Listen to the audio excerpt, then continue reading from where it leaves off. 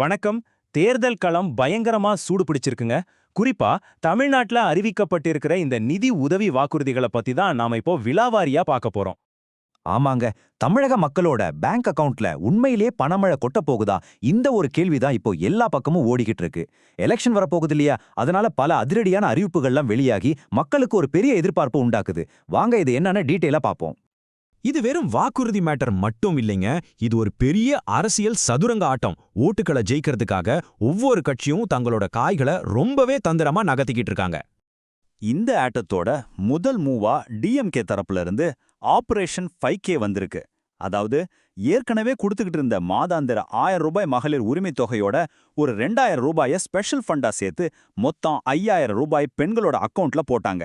ஆனா இதுக்கு செக் வைக்கிற மாதிரி சென்ட்ரல் கவர்மெண்ட் கிட்ட இருந்து ஆபரேஷன் 12Kன்னு ஒரு மாஸ்டர் ஸ்ட்ரோக் வரப்போகுதுன்னு ஒரு பேச்சு அடிப்படுது. 12,000 ரூபாய்! அடேங்கப்பா! திமுகவோட 5000 விட இது 2 மடங்குக்கு மேல. இந்த ஒரு அறிவிப்பு மட்டும் வந்துச்சுன்னா மொத்த தேர்தல் களத்தோட போக்கையே மாத்தி போடுன்னு எதிர்பார்க்கறாங்க. ஆனா இந்த 12,000 ரூபாய் எங்கிருந்து வருது? இது என்ன புதுசா கொடுக்க போற காசா அப்படின்னு கேட்டா இல்ல. இது ஏற்கனவே இருக்கிற சில திட்டங்களோட பாக்கி தொகையெல்லாம் ஒன்னா சேர்த்து ஒரு பெரிய மெகா பேக்கேஜா கொடுக்க போறதா சொல்றாங்க. இதுல என்னெல்லாம் அடங்கும்னா உஜ்வலா கேஸ் மானியம், விவசாயிகளுக்கான உர மானியம், அப்புறம் பிஎம் கிசான் நிதி உதவி. சோ சிம்பிளா சொல்லணும்னா இது புது பணம் இல்ல, ஏற்கனவே நமக்கு வர வேண்டிய பாக்கி பணம் தான். சரி, இந்த பணத்தை எல்லாம் வாங்கணும்னா நீங்க என்ன செய்யணும்?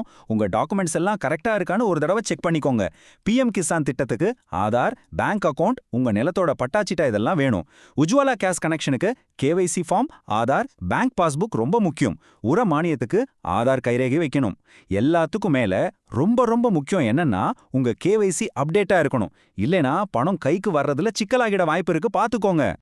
சரி, இந்த பண உதவி திட்டமெல்லாம் ஒரு பக்கம் இருக்கட்டும். இதை தாண்டி பாஜகவோட முழு தேர்தல் அறிக்கையில என்னென்ன வாக்குறுதிகள் இருக்குன்னு ஒரு ரவுண்டு பாத்திரலாம். அவங்களோட தேர்தல் அறிக்கைய ஷூன்னு ஒரு பார்வை பார்த்தாலே தெரியுது, பெண்களுக்கு ஒரு பெரிய ஜாக்பாட் காத்துக்கிட்டு இருக்குன்னு. அதுல ரொம்ப முக்கியமானது தமிழ்நாட்டுல இருக்கிற ஒவ்வொரு குடும்ப தலைவிக்கும் மாசம் 2000 ரூபாய் உதவித்தொகை தர்றது. இது ஒரு பெரிய வாக்குறுதி. அதோட நிக்கல, ஒரு குடும்பத்துக்கு ஒரு வருஷத்துக்கு 100 சமையல் கேஸ் சிலிண்டர் எக்தம் இலவசமா கொடுக்கப்படும் சொல்லியிருக்கிறாங்க. அது மட்டும் இல்லாம புதுசா ஆட்சி அமைஞ்சா தமிழ்நாட்டுல இருக்கிற எல்லா குடும்பத்துக்கும் 10,000 ரூபாய் ஒன் டைம் உதவியா கொடுக்கப்படணும் சொல்லியிருக்காங்க. இந்த பண உதவிகளை தாண்டி வேற என்னெல்லாம் இருக்கு?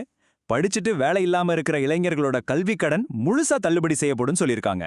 வீட்ல சோலார் பேனல் போட்ட அதுக்கு எக்ஸ்ட்ராவா 25,000 ரூபாய் ஊக்கத்தொகை. 65 வயசுக்கு மேல இருக்கிற பெரியவங்களுக்கு அவங்க வீட்டுக்கே வந்து ஃப்ரீயா மெடிக்கல் செக்அப். இதெல்லாம் போக போதைப்பொருள் ஒழிப்பு, மதுரை எய்ம்ஸ், சென்னை மெட்ரோ வேலைகளை வேகப்படுத்துறதுன்னு வாக்குறுதிகள் லிஸ்ட் நீண்டுகிட்டே போகுது. சரி, இத்தனை புது வாக்குறுதிகள்லாம் வந்துட்டு இருக்கு. இதுக்கு நடுவுல இப்போ முதலமைச்சரா இருக்கிற திரு மு.க. ஸ்டாலின் என்ன சொல்றாரு? அவர் தன்னோட நீண்ட அரசியல் அனுபவத்தை முன்னிறுத்துறாரு. நான் மக்களோட தேவைகளை புரிஞ்சுக்கிட்டு தான் திட்டங்களை கொண்டு வர்றேன் அப்படின்னு சொல்ற அவர், பள்ளிக்கூடங்கள்ல காலை உணவு திட்டம் மாதிரி தன்னோட அரசாங்கம் செஞ்ச நல்ல விஷயங்களை சுட்டிக்காட்டி மக்கள் மேல தனக்கு இருக்கிற அக்கறையை எடுத்து சொல்றாரு. இந்த அறிவிப்புகள், வாக்குறுதிகள் எல்லாம் ஒரு பக்கம் இருக்கட்டும். நாம இப்ப கடைசி கட்டத்துக்கு வந்துட்டோம். இந்த பெரிய அரசியல் சதுரங்க ஆட்டத்துல இவ்ளோ விஷயங்கள் நடக்குதே, இதெல்லாம் ஒரு சாமானியனா உங்களுக்கு என்ன சொல்ல வருது? இங்க பாருங்க, எத்தனையோ வாக்குறுதிகள் இருக்கு. பண உதவியா, கடன் தள்ளுபடியா, இல்ல மத்த நலத்திட்டங்களா? இதுல எது உங்களுக்கு நிஜமாவே முக்கியம்? உங்க குடும்பத்தோட எதிர்காலத்துக்கு எந்த வாக்குறுதி ஒரு உண்மையான மாற்றத்தை கொண்டு வரும் நீங்க நினைக்கிறீங்க? யோசிங்க, முடிவு உங்க கையில தான் இருக்கு.